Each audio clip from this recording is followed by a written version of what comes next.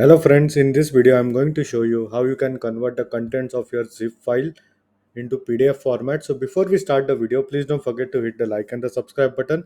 It really helps my channel grow.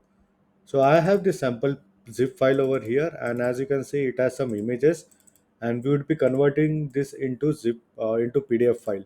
So all you have to do is you need to visit this website and follow the link over here. I will also leave a link in the description as to how you can do it.